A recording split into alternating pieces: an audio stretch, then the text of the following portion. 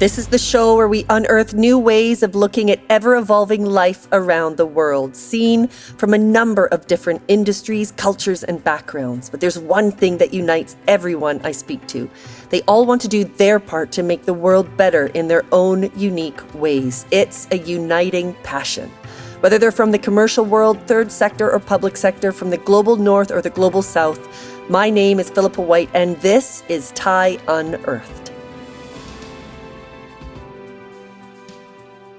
Welcome to episode 27 of TIE Unearthed. Today, I'm talking with a very dear friend of mine, Alex Garden. We talk about the power of food to save the planet and the solution to a plastic-free world. Alex and I have known each other since we were children. And when we were growing up and he was at our house, he would drive my dad crazy, playing with and reformatting our family computer. But then he went on to create Relic Entertainment, a gaming company that he sold and that Sega now owns. Since then, he's been a serial, very successful entrepreneur. He's an inventor, scientist, entrepreneur, and executive, and his current role is chairman and CEO of Zume Incorporated, which is on a quest to be the most powerful source of health and well-being on the planet. To quote Alex, "We've always believed that our imagination and skills as technologists and inventors can make the world a better, safer, and more sustainable place." Leonardo da Vinci was known to have said, "It had long since come to my attention that people of accomplishment rarely sat back and let things happen to them. They went out and happened to things." And this beautifully illustrates Alex and what we're going to cover off in this conversation. What he has done and is doing is extraordinary. So grab your favorite beverage or throw on those running shoes and enjoy this fascinating chat with Alex. Hi, Alex. So great to have you here with us. Yeah, it's great to see you. Now tell me, I have so many questions for you, and there's so many things that I want to talk about. But first, let's kick off. I think it'd just be really great for the listeners to just understand more about your incredible background. I know you don't really like to talk about it too much, but it's incredible. And I think it'd be really great for people just to understand the context. You haven't just been doing Zoom forever. You've had a huge history. So yeah, can you tell us what you did before Zoom? Yeah, sure.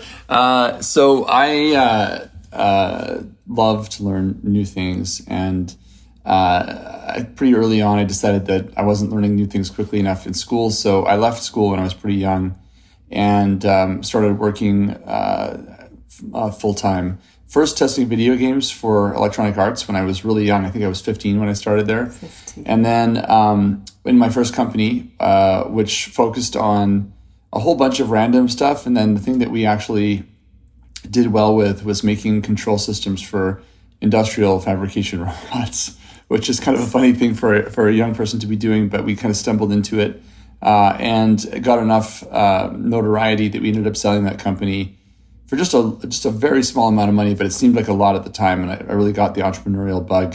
So after I sold that business, I spent about 8 years as a software engineer working for different companies, journeyman engineering stuff, and then a bunch of video games, optics, 3D rendering engines, that kind of thing. And then I started a company in 97 called Relic Entertainment that actually went on to be very successful. It's still around today, 30 years or 25 years later. It's pretty amazing. It's amazing. Yeah, I'm really proud of that. That was the big one. That was a big deal. Yeah, Relic was great. It's an amazing company. When we sold that in 2004, it was one of the largest independent game developers in the world. And it's great for me because a lot of the leadership that we hired in that business is still involved with Relic today. So I'm just really proud of the culture. Wow, really? That's extraordinary. I didn't know that. It's amazing. Congratulations. Yeah, that's amazing. It's amazing. How old were you when you, because you said 2004, but when you sold it, you left when you sold it? So you were involved with Relic until 2004? Well, not quite. So when I sold it, the company that bought us was called THQ, and they're based in Los Angeles. So I stepped up from running the studio to running mobile publishing for THQ, and I moved down to Los Angeles to do that. Anyway, I didn't stay at THQ very long because it was weird. After we sold the business, They had been a decent publisher for us, but I just wasn't impressed with the culture at the corporate office. So I finished the work that they asked me to do after the acquisition, and I decided to leave and trying to figure out what I wanted to do with the rest of my life. So I took some time off, and then I started a parking company that built. Yes, of course, the parking company. I forgot about that. Yeah. So we made yield management systems for covered parking garages. So hardware, software services. It was a really interesting business, actually. And oddly, just as we were going to market, I got offered a job, and the company that offered me the job was interested enough in me taking it that they actually effectively paid me to put the company on ice. And it was okay. I'd self-financed it at that point, so I was the only investor affected by the decision, so that was fine. And then I went to work for this company that I had been with as an advisor at this point for 6 years. And I joined as the co-CEO, and it was a company called Nexon, which was at the time the largest online game company in the world, still one of the largest. And I took responsibility for building out their North American studio infrastructure. And so I was with Nexon for about 2 years. And actually, it was very sad because due to the financial crisis and some internal challenges at Nexon, they made the decision to shutter their North American operation almost overnight. And managing that process and the impact it had on the employees in North America was a very difficult and very sad outcome. That's a shame. Yeah, it was. You could fill a whole different podcast on that episode of my life, but you learn a lot from the ups and you learn a lot from the downs. So anyway, after Nexon, I took some time off, learned how to weld, learned how to be a pretty decent machinist, and focused on just really rounding up my mechanical engineering and fabrication skills. And then I went to work at Microsoft. A mentor of mine was one of the presidents there and asked me to come down, and it was an interesting thesis. So they said, look, we're getting beaten, even though we have the smartest people and the fastest computers and all of the enterprise account access and every resource a company could ever hope to have, and we're getting beaten, and we think it's a culture problem. So why don't you come down and be an entrepreneur and hack the culture and see what you can make happen? And that was it was an interesting challenge. So, the first day I started at Microsoft, I didn't have a boss, a work visa, an access card, a computer, or a charter. They just said, Go. "You work here now. Yeah, go do stuff. Do your thing." And that's cool. I sort of got involved in the business and got more and more responsibility and was given more and more opportunities. And I ended up running the whole global media business for them. So music, video, and reading, and all of Xbox Live. And at the time, I was one of only 3 leaders in the business that ran engineering and the P&L. Wow. So, so specifically I ran PM engineering and the global P&L. And I really enjoy that work, actually. I think back in my time at Microsoft really fondly. I learned a ton. The people who work there are amazing. We accomplished some really great things. And I kind of knew that my time to Microsoft was coming at a close when I was invited to speak on stage at the company meeting. In the last year I was there, and it may not seem like a big deal if you're not at Microsoft, but you have to understand they have 145,000 employees. It's a big company. And so speaking on stage at the company meeting is addressing like 120,000 people. Wow. Simultaneously. And so it's in a huge stadium in Seattle, and there's probably, 30,000 people in the audience, like physically attending, and then the rest are on simulcast around the world. And I spoke for 7 minutes about music and culture. At the same time that this is really the same year that Steve Ballmer did his Tearful Goodbye, and we actually got the second highest ratings after Steve's Tearful Goodbye.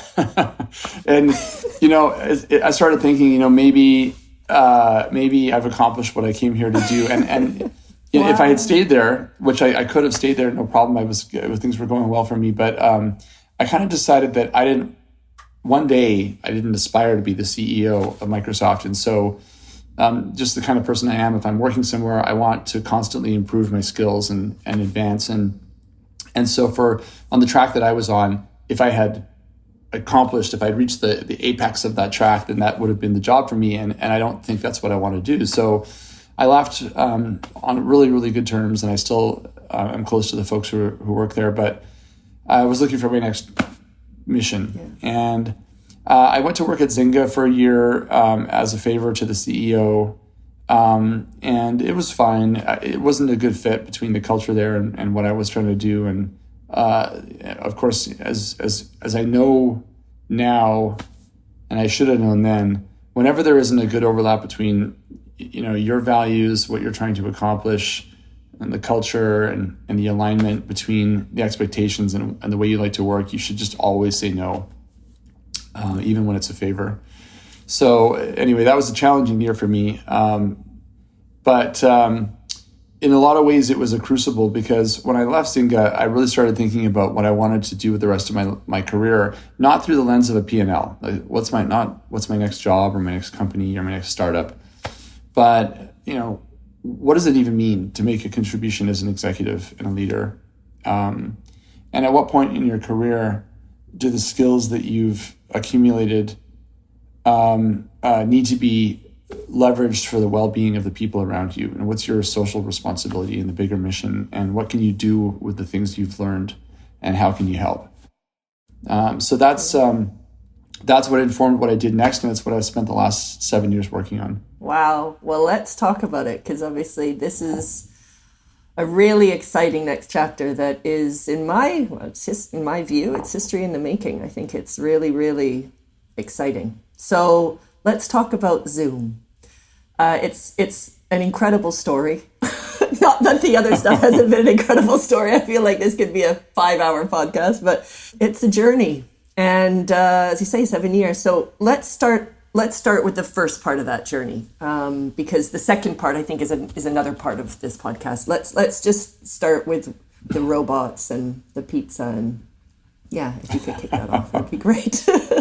Yeah. So when I was first on this journey, what do I do next? I got a chance to speak to a good friend of mine. His name is David Krane, and he runs Google Ventures. And I've always admired David. He's just an incredibly dynamic, bombastic, enthusiastic lover of life, and very smart. And he was one of the first employees at Google, and he has a unique perspective on things. So I talked to David, and I said, I'm really trying to figure out what I'm going to do next. And I don't even know the process to figure out what I'm going to do next. How do you explore that? And he said, well, what makes you happy? And I said, well, David, I like this and that and the other thing. He said, well, those all sound like fine answers, but have you ever written it down? And I said, no, I've never done that. So his suggestion was to go home and write it down. So I did. I went home and I poured a glass of wine and I sat down on the couch with my laptop and I said, okay, well, this is probably going to take a few hours. It took me about 20 minutes. It's still 100% true today. I go back and I read it all the time. I wouldn't change a word. And it was by far the most powerful thing I've ever done. So it fits on one piece of paper, and it's called What Makes Me Very Happy. And I put 3 columns. What makes me very happy, what saps my energy, and characteristics of my dream job. And it was free association. I just filled them in. And it was amazing. So I finished this and I said, wow, that feels really accurate. Yeah. Yeah, so I sent it to David, and he said, like, my mind is blown.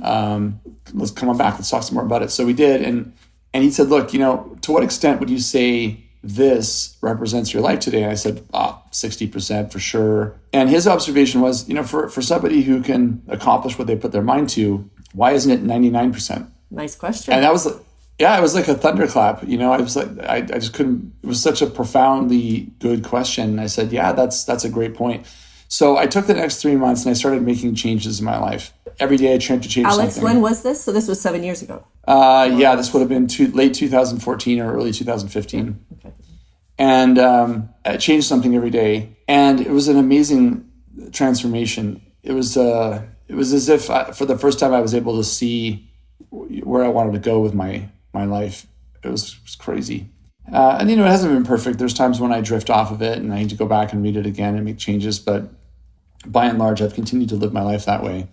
The decision I made was to look at the world not through the lens of my P&L, but to look at it through the lens of my son and his generation. Mm-hmm. And the question was, what kind of world are they going to grow up in? I'd spent, my adult years listening to all this hyperbole about, the environment and geopolitical conflict and melting polar ice caps and the impact of this trend or that trend. And it's hard to know what's real because there's so much hyperbole and there's so much partisan discussion. But I'm a scientist, and so I decided to look at it as a research project, and I wanted to understand what's really going on in the world. And I took a few months to do this research, and what I found was appalling. Things were, in fact, not as bad as people said they were. They were worse. And when you look at it systemically, any one of these issues is independently bad. But when you take them collectively, we're barreling towards not just a crisis, but we're barreling towards an end, which was a huge surprise. I just couldn't believe it. So there's almost too many issues to count. So I started putting them into buckets. And the 4 big buckets were food security, water security, climate security, and then ultimately geopolitical security, which is inevitable when there isn't enough to go around. Yeah.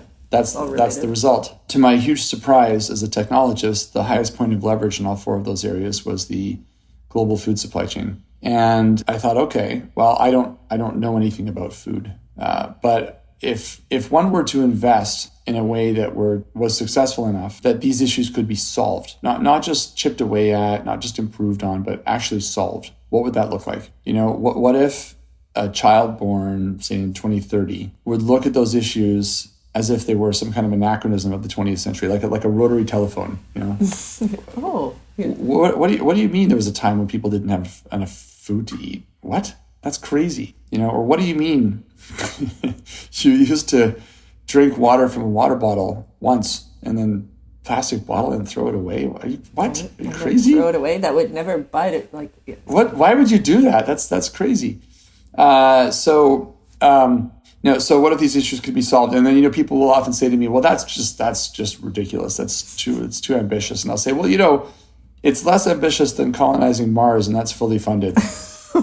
Right. So, maybe we live in a time where there's room for that kind of ambition. So off we went. So having sold technology into enterprise before, I know how difficult it is when you show up with unproven technology and say, hey, I'm here to solve your problems. It's virtually impossible.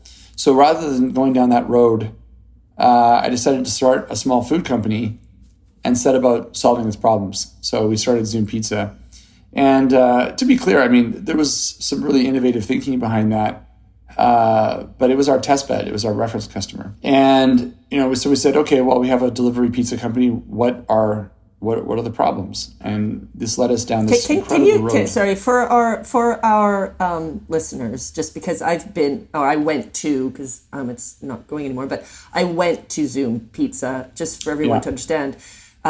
It was a robotic pizza company, and Alex, he created those robots. So you invented robots that make... Well, not exactly. So the robots themselves came from a company called ABB, which is a huge multinational that makes industrial robotics, among other things.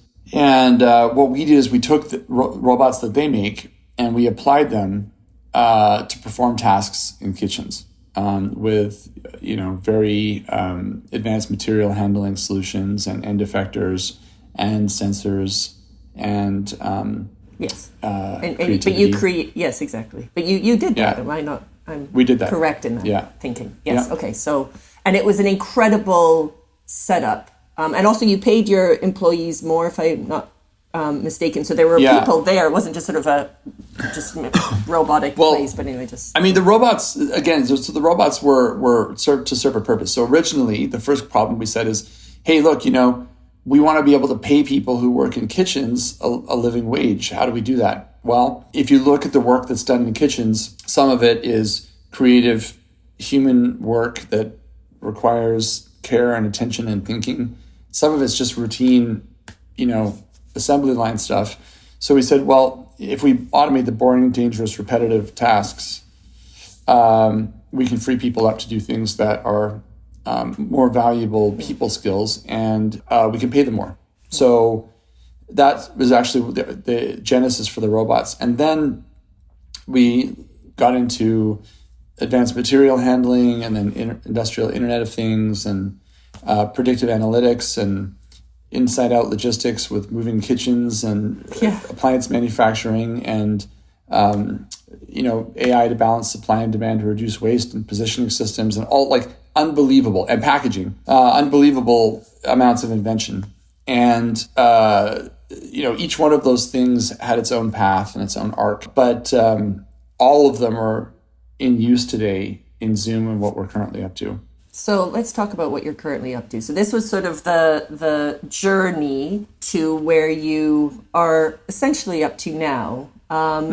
You mentioned packaging. We talked when I introduced you about plastic, the horrendous stats, and this next phase. So perhaps you can now bring all of this to life and where you're at, which I find so exciting. Talk to us. Well, so, if you remember the origin of the whole thing was, save the world with food. And I have to be honest, if you told me in the beginning that you're going to do it with packaging, I would have scratched my head and said, I don't really understand how that's the case, but it is, and it's quite amazing. So for us, the origin of packaging was pizza related. We had this beautiful Neapolitan pizza, and we didn't pump it full of nitrates to stabilize it during the delivery process. So what would happen is it would leave our kitchen. It was beautiful. And then we put it in a... It was beautiful, and I tasted it. It was really nice. Yeah, thank you. We put it in a traditional pizza box, and in about 5 minutes, it had declined in quality to the point where we didn't want to serve it to a customer. And, that was weird. But as scientists and physicists, we approached that problem not from, I wonder why it happens, but more from, let's define why it happens. And there's really two things. There's, all that heat energy that we pay to put into the pizza started escaping from the pizza as soon as we put it in the box. And as the pizza evaporated all of this moisture and it cooled and began reabsorbing the moisture, it started to get soggy. And then when you cut it, grease runs down between the two slices and it wicks underneath the box and is absorbed into the crust. And so you end up with a soggy, cold pizza. So, and there's a lot of other things that are going on in there, but that at a high level, that's it. So we said, okay, well, if you put it on a raised baking tray, that doesn't happen. So why don't we just design a box that has that feature, like or find a box that has that feature? And we looked all over the planet. We couldn't find one. We thought that was weird. So we just took out a whiteboard and we designed one. We said, well, why don't we just make a feature on the bottom that looks like this? And while we're at it, why are pizza boxes square? Why aren't they round? That's crazy. It's a lot of wasted material. Why don't we put in channels to manage the grease so that it doesn't get absorbed into the pizza? And why don't we make it stackable so you can carry 5 of them with one hand? And why don't we make it so you could fold it up and put it in the garbage? Because if you're trying to throw a pizza box away, it's crazy, right? And then why don't we make it compostable? Why do we throw it away at all? And why don't we put different climate zones in it so that the crust stays crispy and the toppings stay moist, and dozens of other little innovations. And so we designed this thing, and we found a Chinese manufacturer who was willing to make it. It was very expensive to make, though. And to our surprise, we won DuPont's Package of the Year. We were a diamond finalist. Wow. Yeah. And as I understand it, no company that was not a packaging company had ever won that before. So we went to the award show in Las Vegas and got our award. And everybody, all these packaging leaders were kind of fawning over this box and saying, it's amazing. So I started to think we were really onto something. So I took the box to all of these major global leading packaging companies and said, you should license this from us and you should make it because people really like it. And they all told me the same thing, which was, it's a great product, but no customers ever asked us for this. And after being an entrepreneur for my whole life, what customer is going to ask for that? Well, that's what did Henry Ford say? If I'd asked my customers what they wanted, they would have said a faster horse. So, right. I think, okay, well, that's really interesting. So I actually said in these meetings to these executives, I said, listen, I hear you. I don't agree with you, but I want you to know that I'm going to be back in the business. I don't want you to feel like that's a disingenuous thing. So expect to see me back here. So off we went. we started investing in value engineering the box, trying to make it less expensive.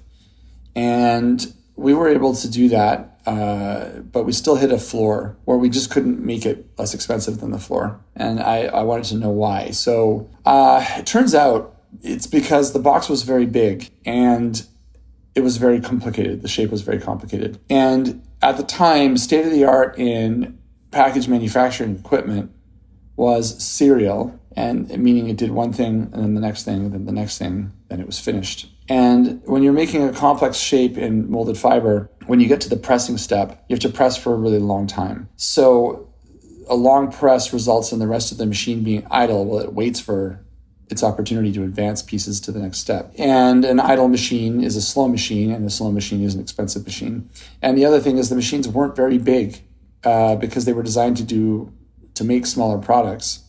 And our box was so big that for each iteration of the machine, we only got a small number of parts off. And so ultimately, we were making parts very slowly, and that made them very expensive. Now, fortunately, having a mechanical engineering background, when we looked at the machines, we said, well, is that a monolith or is that a collection of subcomponents? And it was a collection of subcomponents. And so we said, well, can we parallelize that? And the answer is yes. But the problem is, in order to do so, you need very advanced material handling, and you need some sort of flexible solution at the center to move things around. I said, we know how to do that. We're great with robots. We can do that with robots. So that's what was the genesis of this parallel thermoforming process. Now, to be clear, it's taken years and an enormous amount of R&D, and it's been very expensive to perfect that technology. But today, we have engineered a whole suite of hardware, software, and services, and a very unique business model where we, Zume, sit in the middle between, on one hand, the largest brands in the world who have a desperate, deafening need to move beyond plastic, and the largest industrial companies in the world, agriculture, power, manufacturing, who want to build infrastructure to service the needs of these brands. The problem is no one company has all the technology to connect the two.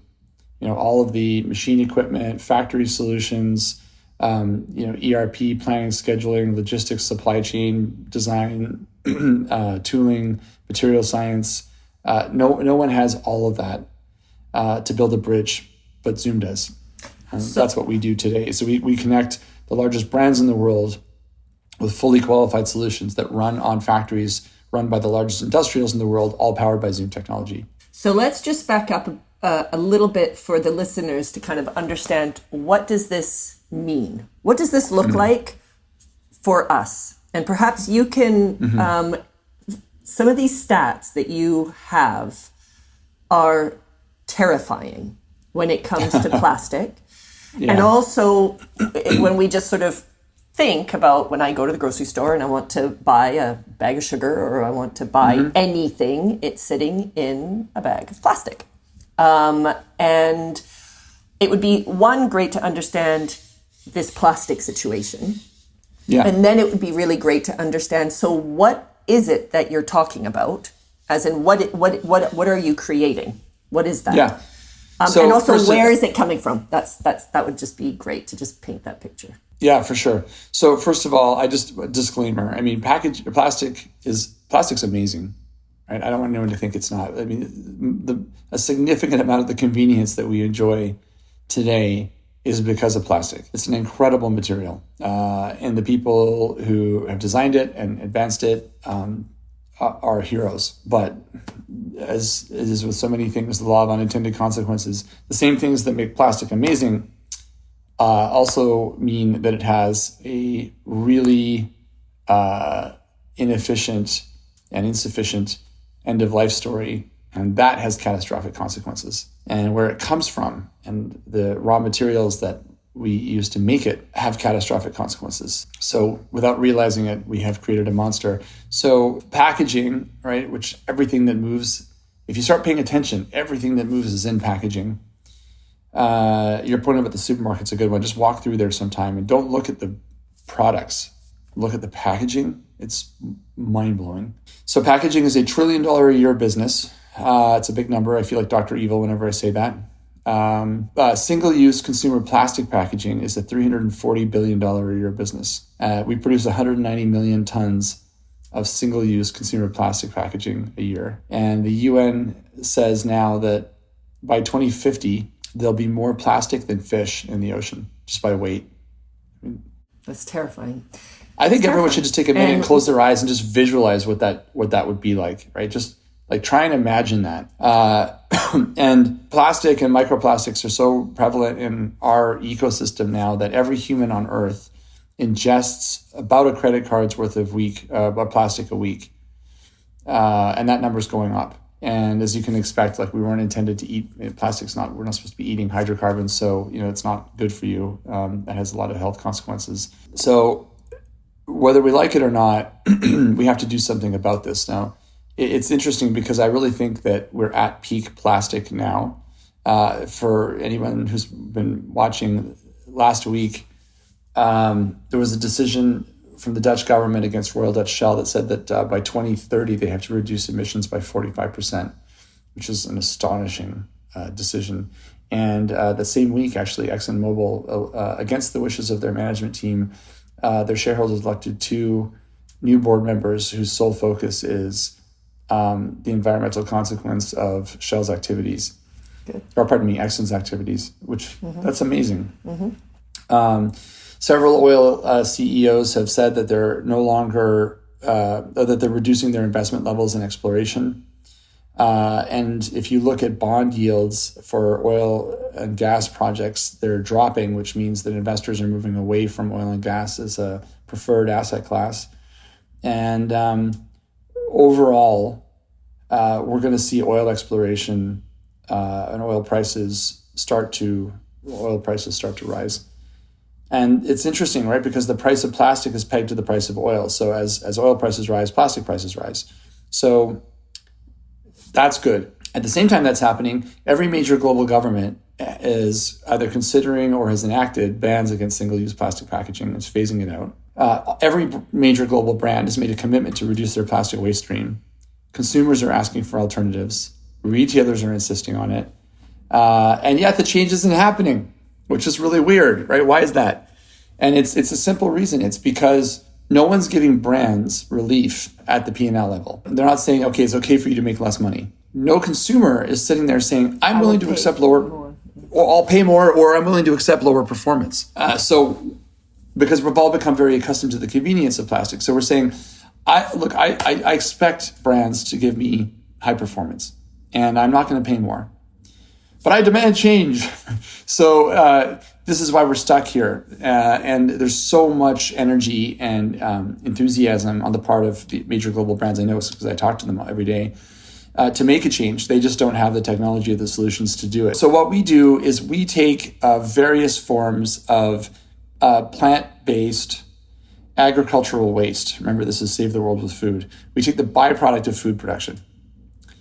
And today, around the world, by and large, what's left over, right, the husks from corn or the bagasse from sugar production or the leaves from palm oil or the byproduct of marijuana growing or the chaff from wheat, etc. We take that agricultural waste and we process it and we turn it into products that perform as well as plastic that are very near at, or in some cases below the price of plastic. And these products have, beautiful smooth finishes on them. They're very strong. They hold water and grease as well as plastic does. They're leak proof. You can literally put the lid on them, shake them upside down like Tupperware with boiling water inside them, and the lids won't come off. There, you put them in the fridge, in the oven, in the microwave, in the freezer, no problem. But if you bury them in the ground, they're gone in 90 days. 90 days. Well, that's the highest standard for compostability is ASTM D6868 in the US. Everywhere in the world has different standards. And the actual test they do is there's a lab where they actually bury it in the ground. They wait 90 days. They dig up that plot and they put it through a sifter. And if anything's left that doesn't pass through the sifter, you fail. So we're ASTM D6868 compostable. So It's not magic. It's just science. I mean, all the technology to do this exists today. Just it hasn't been applied this way. So, and it's not just the material science. It's also the machine manufacturing technology and the tooling, and it's how it all works together. So that's what Zume does. So we have a whole, as I said, an end-to-end solution that takes agricultural waste and turns it into not plastic. And because of the disposal of this waste, right? You think about it, it's burnt or buried for disposal. So what does that do? If you bury it, it decomposes, it creates methane emissions. If you burn it, it creates carbon emissions. And plastic comes from hydrocarbons. So what I like to say is we've created a system that converts methane and carbon emissions, sequesters those, and converts it into not hydrocarbons. So not only are we getting rid of plastic, but we're also sequestering a significant amount of methane and carbon emissions or greenhouse gas emissions. So it's just a classic example. Like if human science can create this engine that moves in the wrong direction, that's what we are with plastics now. Why can't human science create an engine which solves the same problem but moves in the right direction, which is byproduct of food production sequestered into not plastic? Alex, I hope everybody that is listening to this is just sitting there with their mouths just like, just amazing. I mean, it is. It really is. I mean, I've always been super proud of you. We've known each other forever. And every single step, I'm like, wow, it's super cool. You're doing so many, your brain is just unbelievable. Well, that's what I've always thought about you. So it's a mutual admiration society. Well, that's very kind. But it is just amazing because this is what the world needs. The world needs an inventor and a scientist and an entrepreneur like you. And the world has it. Well, I'm so proud. Well, thank you. That's very kind. Well, I hope you feel it. But mostly I just feel tired. Yeah, I know the feeling, believe me. When you're in it, I don't really take a lot of time to sit back and think about the editorial aspect of this. The days are really busy and there's every day there's major challenges that we need to overcome. And I think I have a little bit of a fear that if I sit back and spend too much time thinking about how far we've come, that I'll miss something, Yeah. So I'll have lots of time to reflect on this with luck later. But right now we're heads down. But I will say one thing about invention. So there are other people today who are doing things like this. I mean, the one that everyone talks about is Elon Musk, and I'm not trying to compare myself to Elon Musk, but I'm saying, his goal. I mean, ultimately, his goal is to colonize Mars. And if you look at everything that all of his companies do, whether it's tunnel boring, energy systems, batteries, solar, aerospace, rocket systems, and electric vehicles, et cetera, all of that is Mars tech. And one of his really brilliant insights was that financing a company to colonize Mars would not have been a good bet. So breaking it up into multiple little companies that can be independently financeable by pursuing missions here on Earth as well was very clever. But it's his company is a meta company called Colonize Mars to Save Humanity from the Singularity Inc. And I like to think that while he's busy trying to save us from ourselves by getting onto another planet, I'm trying to save us from ourselves by making life on this planet better. But in a lot of ways, I think it's complementary because the longer I can delay the inevitable, the better chance he has of being successful. But his goal with Tesla was advance the agenda for electrification. And people, if they're sort of paying attention at a casual level, will say that Tesla is a car company. But that's not really true. Tesla is an electrification company. They've advanced state-of-the-art in batteries and control systems and of course, vehicles, and they make great vehicles. But they've done so many other things with with manufacturing systems and more. And so, what I love about them is, in a lot of ways, they're an inspiration because we people look at us and say you're a packaging company. We're not actually. We're an industrial automation and sustainability solutions company. We make the majority of our money actually from machine equipment and professional sales and professional services, a small portion from packaging, but the packaging is the vanguard. It's what people see. Yes. Yeah. Now we create a lot of revenue in our ecosystem through the sale of packaging, but that primarily is earned by our partners and our customers. So we have that same sort of Tesla makes cars, but they really make a lot of other things. Zume makes packaging, but we really make a lot of other things. Yeah, I think the reason I bring it up is that I believe we're now at a point where the grand ambitions in life we're past the point where those grand ambitions are pursued by governments. It used to be that only governments had the scale to tackle hugely grand ambitions like landing people on the moon, right? But we're past that point now, and government's playing a different role. It's like the role of a custodian, which is great.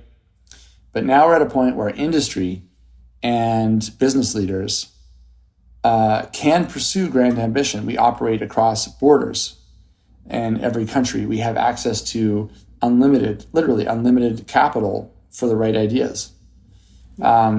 Public markets and the private markets are open to the idea of grand ambition and huge high beta outcomes. We have democratic access now to education through the internet. And so anywhere in the world that a great mind exists, that great mind can find fertile ground. We have democratic access to consumers through Amazon and through digital tools. And virtually everything that you could ever dream of using to take a product to market is now available as a SaaS product for a small fee.